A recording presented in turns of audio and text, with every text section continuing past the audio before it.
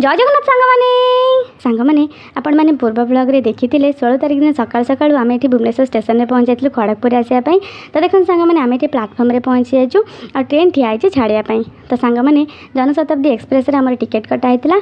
तापर देखो सांग मैंने मामू भणजा दीजन जाक चल चल के आगुआ आगुआ जाऊँच। तो कोच नंबर D1E रे आम टिकेट थी से आम से जाऊँ। तो देखो सांग मैंने D1 पहुँच सारापर डुडुर मामू डुडू को ये ट्रेन में चढ़े देते।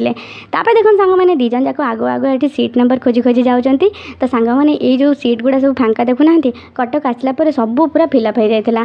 तापर देखो सांग मैंने सीट पाई सारापर आम ये बसी पड़ू। तापर डुडू ये मामू को बाय कर देता।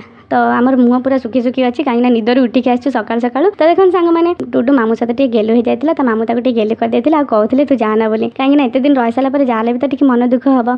तो देखो सांग मैंने डुडू मामू ये ओह्ल पड़ते। तापर आमर ट्रेन छाड़ देता। Okay bye bye friends. Video भल लगी लाइक से सब्सक्राइब निश्चिंत करेंगे। Thank you.